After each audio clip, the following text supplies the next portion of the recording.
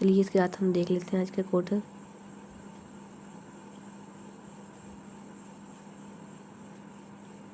दोस्तों ये this is a wrong, लेकिन हम सही तरीके से कह सकते हैं। खोकर पाने का मज़ा ही कुछ और है, रोकर मुस्कुराने का मज़ा ही कुछ और है। हार तो ज़िंदगी का हिस्सा है मेरे दोस्त, हार जाने के बाद जीतने का मज़ा ही कुछ और है। इसी के साथ हम अपनी आज की क्लास की शुरुआत करते हैं।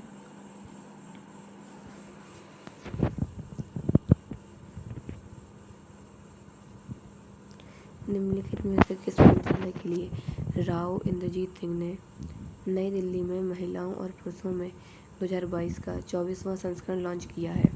इसका सही आंसर है आंकड़े और कार्यक्रम अनुमारण मंत्रालय। कुछ पॉइंट देख लेते हैं। राज्य मंत्री स्वतंत्र प्रभार राव इंद्रजीत सिंह ने महिलाओं और पुरुषों के लिए 2022 का 24वां संस्करण लॉन्च किया है।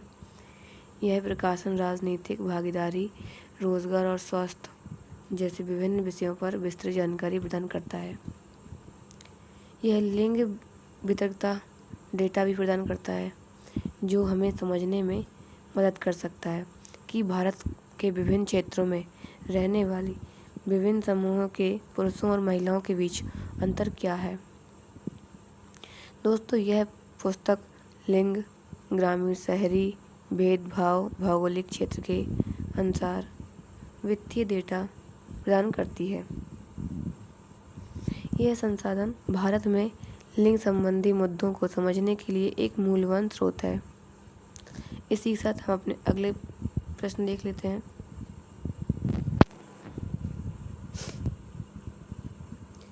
किस फाउंडेशन ने प्रसिद्ध तमिल लेखक शिव शंकरी को सरस्वती सम्मान 2022 से सम्मानित किया है? इसका सही आंसर है के बिड़ला फाउंडेशन।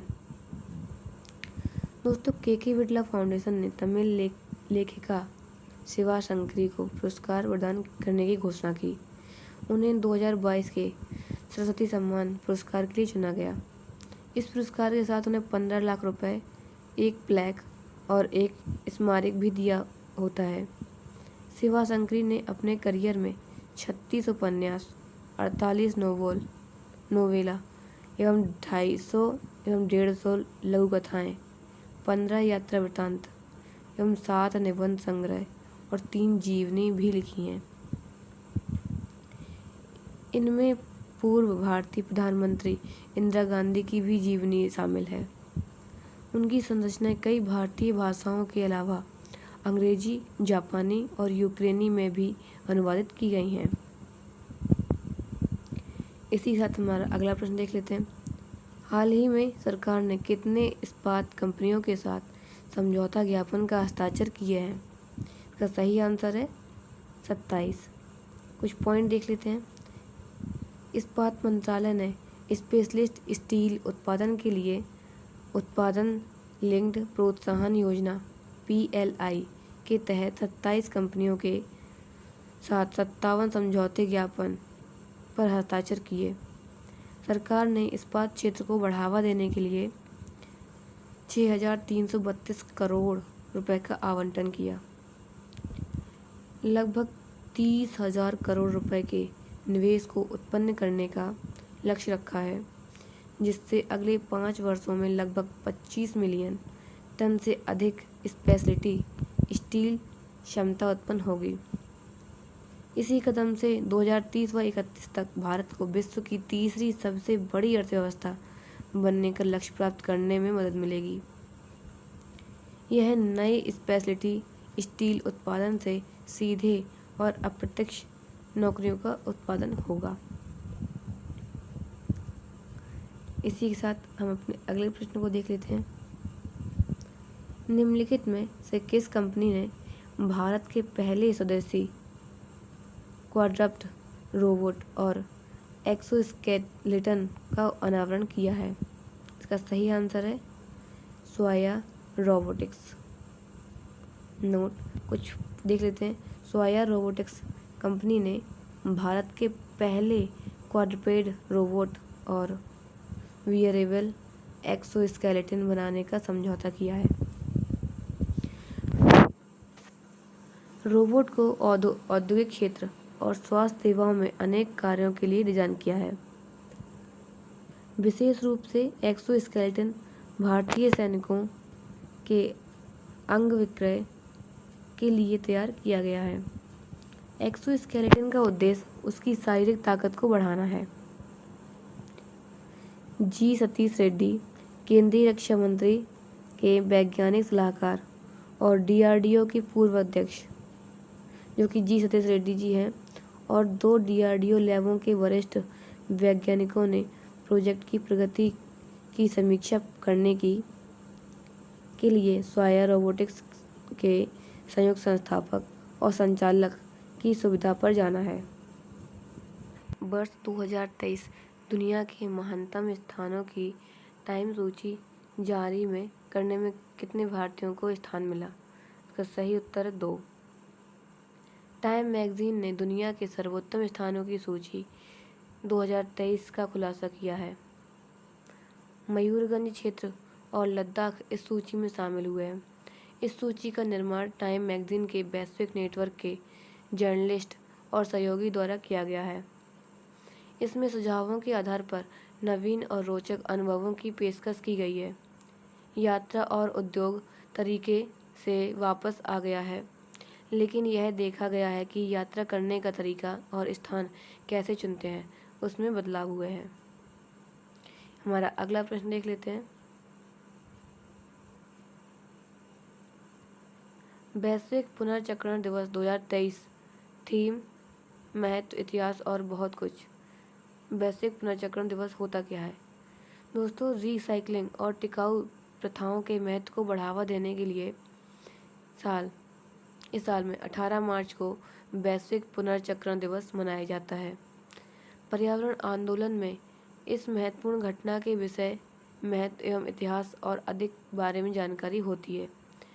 वैश्विक पुनर्चक्रण दिवस 2023 की थीम क्रिएटिव इनोवेशन रखी गई है।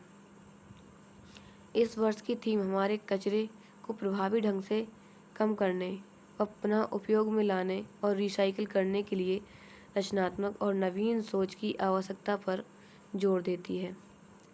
हमें लीक से हटाकर सोचने और रिसाइकिल को अपने दैनिक जीवन का हिस्सा बनाने के नए तरीके की ज़रूरत है।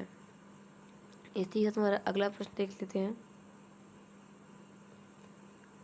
अमेरिका मैकमोहन रेखा को अंतर्राष्ट्रीय सीमा के रूप में मान्यता देता है। कौन? निहितार्थ और पृष्ठभूमि। निहितार्थ रूप से और पृष्ठभूमि को मैकमोहन रेखा अंतर्राष्ट्रीय सीमा की मान्यता देता है। अमेरिका ने चीन के क्षेत्रीय दावों को खारिज करते हुए मैकमोहन रेखा को चीन और भारत के अरुणाचल प्रदेश के बीच अंतर्राष्ट्रीय सीमा के रूप में मान्यता दे दी गई है। मैकमोहन रेखा पूर्वी क्षेत्र में चीन और भारत के बीच वास्तविक सीमा है, विशेष रूप से अरुणाचल प्रदेश और तिब्बत के बीच की। यह पश्चिम में भूटान से लेकर पूर्व म्यांमार तक फैली हुई है। हालांकि चीन ऐतिहासिक रूप से सीमा पर विवाद किया है और तिब्बत स्वायत्त क्षेत्र के हिस्से के रूप में अरुणाचल प्रदेश का दावा करता है। इसी के साथ हमारा अगला प्रश्न देख लेते हैं। आईसीसी ने यूक्रेन युद्ध अपराधों पर व्लादिमीर पुतिन के लिए गिरफ्तारी वारंट जारी किया। क्यों? हाल ही में अंतर्राष्ट्रीय अपराध न्यायालय ने यूक्रेनी बच्चों को अवैध रूप से निर्वासित करने के युद्ध अपराध के आरोप में रूसी राष्ट्रपति व्लादिमीर पुतिन को और बच्चों के अधिकारों के लिए रूस की राष्ट्रपति आयुक्त मारिया लावोवा वेलोवा के लिए गिरफ्तारी वारंट की घोषणा की है। यह स्पष्ट नहीं था कि श्री पुतिन कभी खुद को अदालत में पाएंगे या नहीं, क्योंकि रूस आईसीसी का एक पक्षकार नहीं है। अंतर्राष्ट्रीय आपराधिक न्यायालय आईसीसी दुनिया के सबसे गंभीर अपराधों और नरसंहार, युद्ध अपराध, मानवता के खिलाफ अपराध, आक्रामकता के आरोपी व्यक्तियों की जांच करता है और जहां उपयुक्त हो उन पर मुकदमा चलता है। रोम संबंधी नामक अंतर्राष्ट्रीय संधि द्वारा शासित है। इसी के साथ हमारा अगला प्रश्न देख लेते हैं। भारत बांग्लादेश मैत्री पाइपलाइन का उद्घाटन पीएम मोदी और शेख हसीना संयुक्त रूप से करेंगे। कब? देख लेते हैं। पीएम मोदी और हसीना वीडियो कॉन्फ्रेंस के जरिए भारत बांग्लादेश मैत्री पाइपलाइन का उद्घाटन करेंगे। यह पहली पाइपलाइन है जिसके जरिए भारत से बांग्लादेश को रिफाइंड डीजल की आपूर्ति की जाएगी। 130 किलोमीटर लंबी पाइपलाइन पश्चिम बंगाल में सिलीगुड़ी और बांग्लादेश के दिनाजपुर जिले के पार्वतीपुर को जोड़ेगी। 6 किलोमीटर भारत में होगा और शेष 124 किलोमीटर बांग्लादेश के अंदर। पाइपलाइन की क्षमता 1 मिलियन मीट्रिक टन प्रतिवर्ष रहेगी। यह शुरुआत में बांग्लादेश को हर साल 2.5 लाख टन डीजल की आपूर्ति करेगा और धीरे धीरे इसे बढ़ाकर 4 लाख टन करेगा। यह परियोजना भारत सरकार से अनुदान सहायता के तहत बनाई गई है। परियोजना का भारतीय चरण नुमालीगढ़ रिफाइनरी लिमिटेड द्वारा और बांग्लादेशी चरण बांग्लादेश पेट्रोलियम कॉरपोरेशन द्वारा क्रियान्वित किया जाएगा। इसी के साथ हमारा अगला प्रश्न देख लेते हैं। टेक्सटाइल पार्क पाने के लिए 7 राज्यों ने TN कर्नाटक से पीएम मैत्री योजना की शुरुआत की है।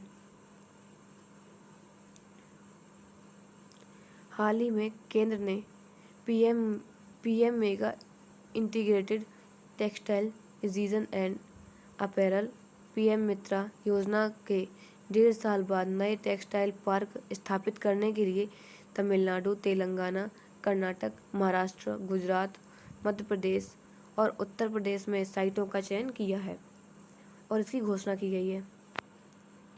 प्रधानमंत्री mega integrated textile region and apparel parks योजना को कपड़ा मंत्रालय द्वारा भारतीय कपड़ा उद्योग को मजबूत करने के लिए शुरुआत किया गया था ताकि संचालन के पैमाने की क्षमता को बढ़ाया जा सके।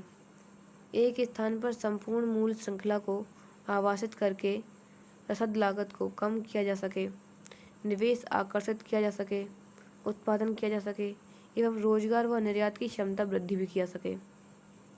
योजना की घोषणा अक्टूबर 2021 में की गई थी और पार्क 2026-27 तक स्थापित किए जाएंगे। परियोजना के लिए कुल परिव्यय 4,445 करोड़, हालांकि 2023-24 के बजट में प्रारंभिक आवंटन 200 करोड़ कर दिया गया है। दोस्तों, हमारी क्लास के सारे प्रश्नों के उत्तर हो चुके हैं।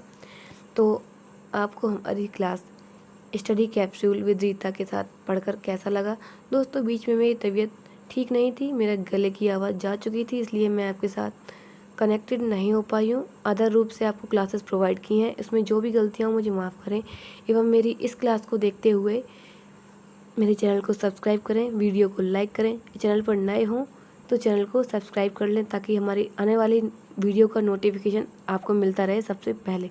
दोस्तों, ये वीडियो ज़्यादा से ज़्यादा लोगों तक शेयर करिए क्योंकि अभी आने वाली हाल में परीक्षाओं के तहत हमारे करंट अफेयर क्वेश्चन काफ़ी आए भी हैं और आने वाले भी हैं।